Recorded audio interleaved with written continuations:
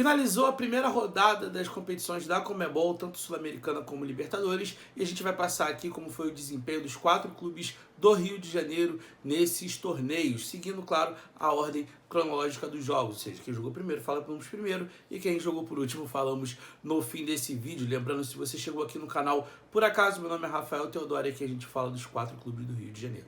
A gente começa falando do Fluminense, que jogou na terça-feira, venceu o Once Caldas por 1-0. O Marcão armou o time com 3 volantes, Hércules, Martinelli e Lima. Lima, que foi o pivô da grande questão com o Serna no último jogo de Mano de Menezes contra o Fortaleza, e que era, né, para ele ter entrado com uma trinca de volante já naquele jogo contra o Fortaleza e não com mais um homem de frente, e o Marcão fez essa correção logo no jogo. O jogo do Fluminense foi um jogo morno, sem dar muitas chances para o Once Caldas, perdendo um caminhão de gols, principalmente no segundo tempo. Faltou preciosismo, teve excesso de preciosismo e faltou muita eficiência para fazer 2, 3, 4 gols do Once Caldas, e no final o time tomou um sufoco ali que o Fábio conseguiu segurar o 1-0. O time não teve grande destaque, talvez o Cano, que, né, teve uma grande bola, finalizou de cabeça, fez um belo gol. Fora isso, o Fluminense não mostrou nada demais. A não ser um sistema defensivo um pouco sólido. O Freitas, eu não gosto desse jogador particularmente, eu não acho que ele seja uma boa opção para ser titular do Fluminense. Deu um ou outro ali vacilo, mas de maneira geral o jogo do Fluminense foi um jogo morno. Nada de se empolgar para a torcida e também nada de desesperador. Nesse meio do caminho, Renato Gaúcho já foi escolhido como novo treinador, então agora a gente vai fazer uma análise aí depois como os times do Renato costumam jogar, o que a gente pode esperar desse Fluminense, mas isso a gente vê nos próximos vídeos. Então o primeiro jogo do Fluminense, 1-0, jogo burocrático, nada de grande para... Ninguém fez assim, nossa, que partida excelente. Foi um time regular, mas o suficiente para vencer o Once Caldas. O segundo jogo da rodada foi do Vasco, que perdeu a chance de largar na frente do grupo, né, da Sul-Americana. Vale lembrar que o Vasco e o Fluminense estão na Sul-Americana e só passa o primeiro colocado direto para as oitavas de final. O segundo colocado de cada grupo vai fazer um tipo de playoff, né, contra os terceiros colocados dos grupos da Libertadores, então, ou seja, times mais difíceis. E o Vasco pegou o Melgar, tudo bem que era atitude, mas chegou a abrir 3-1 e deu mole, sofreu o empate. Eu vi muita gente criticando o Carille, mas eu acho que o Carille fez a substituição que 90% dos técnicos fariam.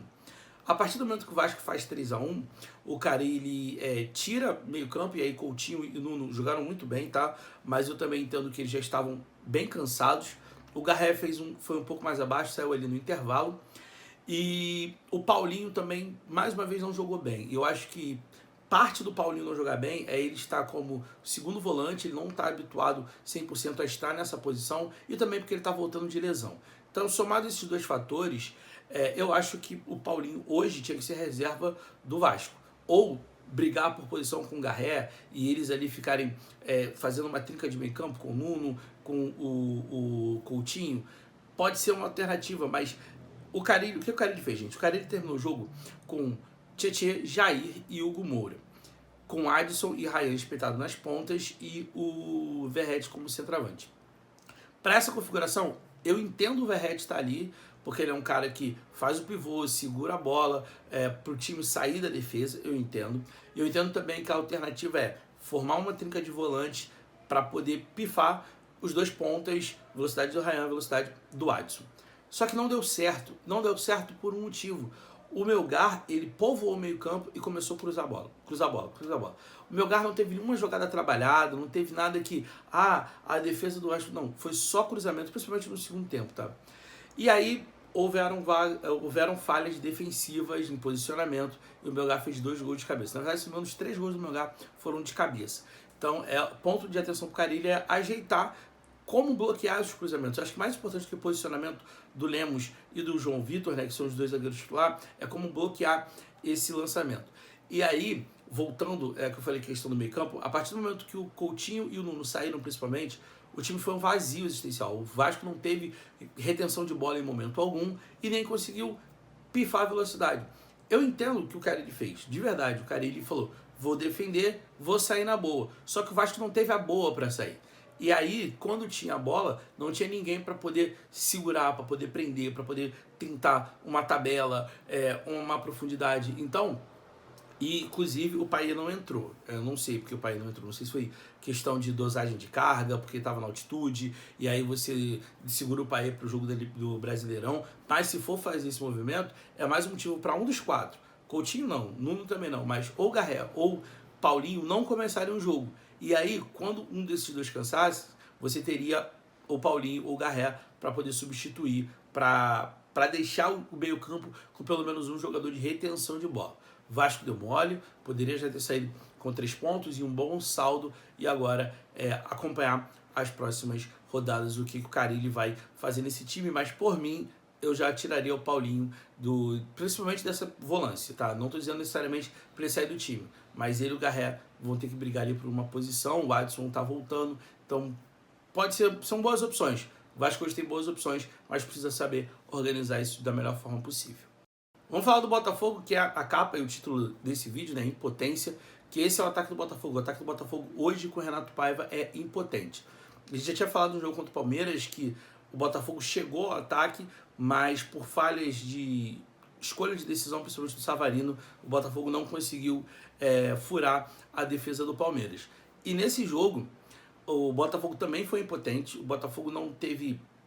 Talvez teve uma jogada com o Arthur, que finalizou mal, uma jogada com o Igor Jesus, que também não finalizou muito bem, mas o Botafogo do meio para trás, eu sinto que o Botafogo está seguro. O gol, gente, foi desatenção. Uma saída de bola que o Botafogo estava mal posicionado, e aí eu boto culpa no John Textor, tá? E na diretoria por esse atraso desse planejamento, porque o Botafogo fez o segundo jogo oficial com o Renato Paiva agora. A gente está já em abril. Se o Botafogo tivesse escolhido Renato Paiva lá atrás, bota em um mês anterior, ou um mês da parada, o Botafogo teria mais tempo para jogar e testar possibilidades. O Botafogo está testando agora. E a gente está falando de Libertadores, que desse ano, por causa do Super Mundial, está super curta, né? O período ali da fase de grupos. Então, na terça-feira que vem, o Botafogo já tem outro jogo e precisa ganhar em casa. Então, não dá tempo muito de fazer tantas tentativas. E o Botafogo veio no 4-3-3. Novamente, o meio-campo do Botafogo funcionou com três volantes. Controlou o jogo o tempo inteiro, mas foi muito erro de passe, muito erro de passe. Eu nunca vi um time errar tanto passe bobo, passe de 2 metros. Parece que o Botafogo estava afobado para decidir o jogo, para vencer o jogo, e aí aquela coisa, né? Durante muito tempo foi falado que o Botafogo não era favorito, o Botafogo não pode chegar, e parece que os jogadores querem provar, principalmente por causa da final da Recopa e final da Supercopa, as derrotas, que é provar que o time consegue, sendo que nesse atabalhamento, o time não consegue render, não estava conseguindo trocar passes e passes fáceis. A Laú não é o principal time desse grupo, pelo contrário, eu acho que vai ser o fiel da balança. Eu acho que quem perder mais pontos pro Laú tá fora, e o Botafogo já perdeu 3 pontos. Então o Botafogo vai ter que vencer fora de casa ou conseguir um bom resultado contra o Estudiantes, pensando que o Botafogo vence as 3 em casa, e que eu acho que não vence o Estudiantes, particularmente, eu acho que o Botafogo empata com o Estudiantes, mas vai ter que fazer algum resultado fora além do Carabobo.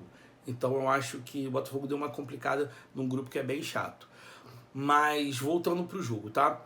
Depois que o Renato Paiva sofre o gol, ele também dá uma desesperada e ele abre o time para um 4-4-2 com o Jefinho, o Elias Manuel e Igor Jesus na frente.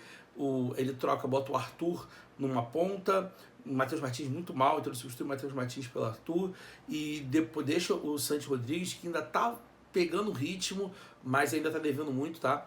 Tira o Santos Rodrigues e coloca o Jefinho. Nisso abre uma clareira no meio-campo do Botafogo, que o Botafogo não consegue atacar.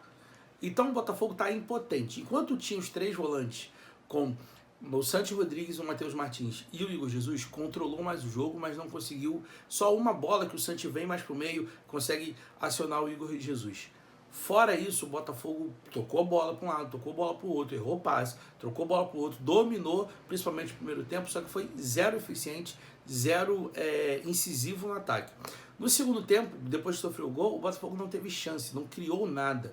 E um buraco no meio campo, e isso o Renato Paiva precisa definir urgentemente, para a continuidade do time na temporada. Finalizando no menos importante, o Flamengo venceu o seu jogo contra o Deportivo Táchira na Venezuela. O Flamengo não jogou bem. Felipe Luiz optou por um ataque mais leve, com o Bruno Henrique, centroavante, né? Bruno Henrique, com Cebolinha, Luiz Araújo e Michael, os três rodando ali por trás, né? Um caindo uma hora para um lado, outra hora para o outro, com o Pulgar e o De La Cruz fazendo ali o meio campo, né? Um pouco mais recuado. E o Ayrton Lucas entrou no lugar do Alexandre, mas depois teve a troca, então foi necessariamente 2 agentes de carga, não foi necessariamente uma proposta, né? E o Flamengo controlou o jogo, mas não teve grandes chances. Quando fez a mudança, né, tirou o Michael, colocou o Juninho, o De La Cruz cansou e colocou o Alan, né? O time melhorou um pouquinho, fez 1-0 e também parou de jogar depois. Quase sofre um empate no final, mas aí foi mais a pressão, o abafa do Deportivo Táchira do que necessariamente uma exposição defensiva. Rossi, muito mal, tá? Repondo bola direto para a linha lateral. Não sei o que ele estava pretendendo, não sei se era para ganhar tempo, mas não se ganha tempo assim. Sei que o Flamengo fez um jogo bem preguiçoso, bem abaixo do que se espera desse Flamengo. É uma questão ver o quanto esse time vai durar na temporada por causa da intensidade que o Felipe Luiz cobra desses jogadores. O time estava com muitas lesões, sim, sem Gerson, sem Arrascaeta, o Pedro está fora, mas deve voltar agora. E só que o Flamengo ganhou. O Flamengo fez aquilo que o Botafogo não conseguiu fazer. O Flamengo fez os 3 pontos. O jogo mais difícil é contra a LDU na altitude. Então, por isso que se o Flamengo pontuou agora com o Deportivo Táchira e pontuar mais uma vez fora de casa, e detalhe, o Flamengo não ganhou um jogo fora de casa, acho que desde o Vélez em 2022. Isso, pela Libertadores, o 4-0, desde o Vélez. Então, foi bom voltar a ganhar fora de casa. O Flamengo agora, fazendo o dever de casa, ganhando as 3 no Maracanã, mais um ponto fora de casa, pensando que você vai desprezar o jogo contra a LDU em Quito. Eu acho que o Felipe Luiz não vai mandar os titulares, não, lá é mais difícil mesmo. Eu não mandaria, tá? Eu concentraria talvez em pontuar no outro jogo que o Flamengo tem fora de casa, um pontinho, que aí fazendo 3, 9, 12, 13 pontos é o suficiente para o Flamengo, inclusive se classificar até em primeiro nesse grupo. Então, o Flamengo jogou para o gasto, nada de mais, nada de menos. Destaque aí talvez para o Juninho, que tem sido importante, botou uma bola na trave contra o Inter, fez gol agora contra o Deportivo Táchira, e é uma boa opção para o Flamengo ter esse jogador, porque ele é um jogador mais móvel que o Pedro, mas consegue também ter presença diária, então é uma boa contratação aí do Flamengo. Isso, ficamos por aqui, voltamos na próxima segunda-feira ou terça-feira, vamos ver quando a gente consegue gravar, com o resumo da rodada do Brasileirão, começa já neste sábado. Valeu, galera, deixa o seu like, compartilhe com o vídeo e a gente se vê numa próxima.